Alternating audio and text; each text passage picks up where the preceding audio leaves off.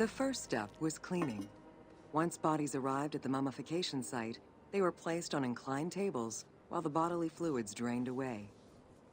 They were then cleansed by priests until they were deemed ready for the purification process.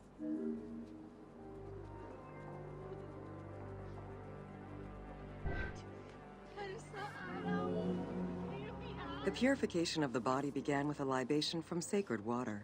The priest then fumigated the body with terebinth resin. After the ritual cleansing, priests used oils, spices, and all kinds of essences to further purify the body of the deceased.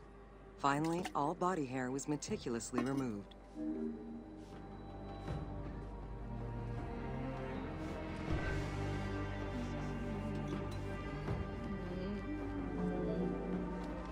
Once the body was properly purified, embalmers removed the organs, following very specific procedures.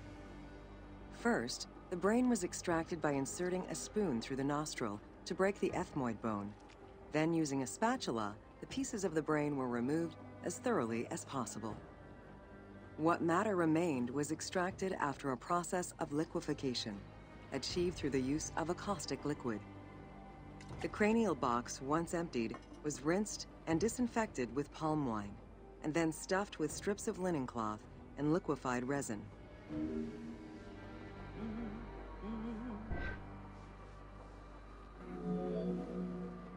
After taking care of the brain, embalmers made an incision on the left flank and carefully set aside the viscera. The inside of the body was also rinsed with palm wine. Then the embalmers filled the belly with pure myrrh, cinnamon, and other perfumes, and sewed it shut. The removed viscera were washed in palm wine and packed in crushed herbs before being placed in canopic jars.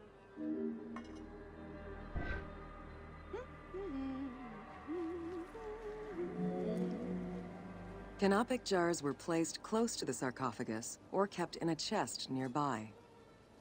At first, the viscera were wrapped in tissue and placed in the vases.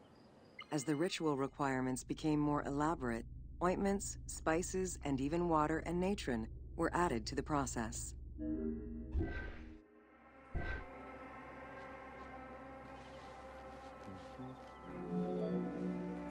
Towards the middle of the New Kingdom, canopic jars assumed the appearance of the 4 sons of Horus. They were known as the protectors of the viscera. These protectors had their own guardians, each a goddess of the dead. Imseti, the human-headed god, protected the liver and was protected by the goddess Iset. Hapi, the baboon-headed god, protected the lungs and was protected by the goddess Nephthys. Dumut-Ef, the jackal-headed god, protected the stomach and was protected by the goddess Neith. And finally, Kebesenuef, the falcon-headed god, protected the intestines and was protected by the goddess Selket.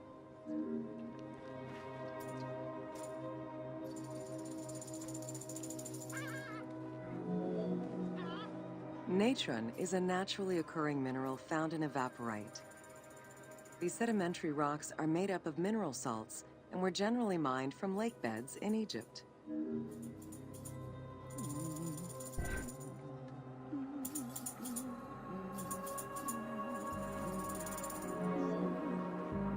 Embalmers used natron as a desiccant to dry the flesh and stop the corpse's putrefaction process. Once the body was cleansed and eviscerated, the deceased was covered in natron for about 40 days. Once desiccated, the body was prepared to be wrapped in strips of linen.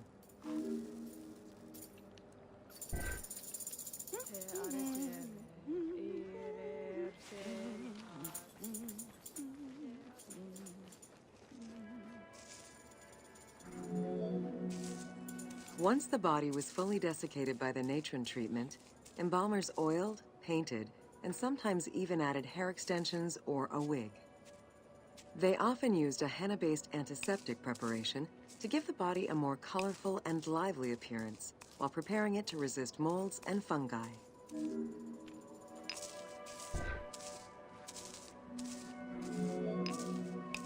Next came the phase which gave mummies their most well-known appearance, the wrapping. Originally, each part of the body was wrapped separately. Men had their arms crossed on their chests, while women had the right arm folded over their breasts and the left arm stretched along the body. However, techniques evolved over time. Eventually, the body as a whole was wrapped with limbs alongside the body, and increasingly sophisticated and different techniques of weaving flax bands were developed.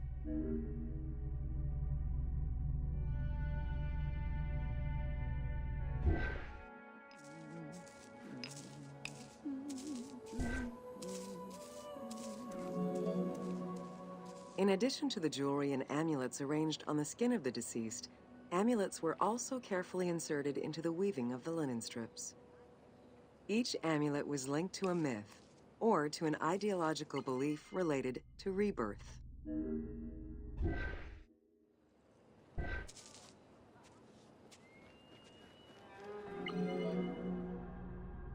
Masks were an important part of a mummy's finery.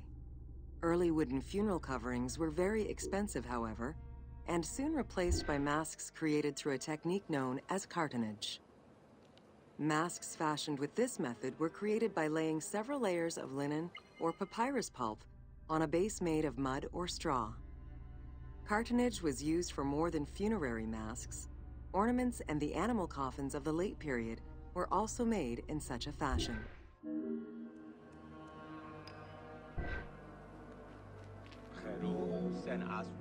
Cartonnage evolved to cover the entire body of the mummy during the 22nd dynasty. The mummies were placed on a board inside a rigid envelope of cartonnage, which was laced at the back with a string. Extremely cost-effective and visually pleasing, this technique was very popular through all layers of the society.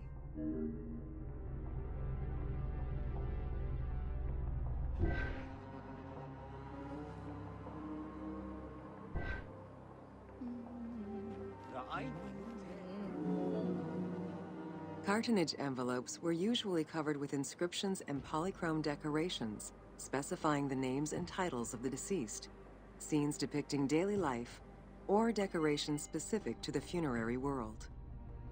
This was a true gift for Egyptologists eager to study the funerary rites of the ancient Egyptians.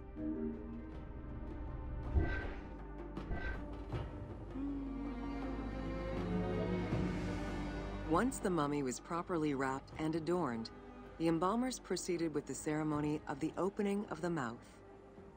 A vital step of the funerary process, this ceremony was meant to bring back to life the deceased themselves, or an object representing the deceased.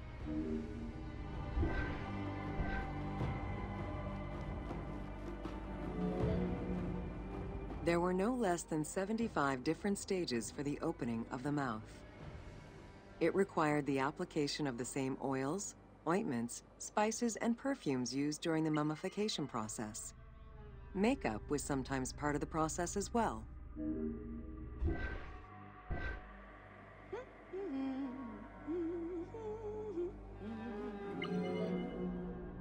The last stage of this long ritual was the act of touching the mouth with the adze to symbolically allow the breath of life to infuse an inert body. Its performance was reserved for a very specific set of people: priests who wore the mask of the god Anubis, a close relative of the family, or by the heir to the throne.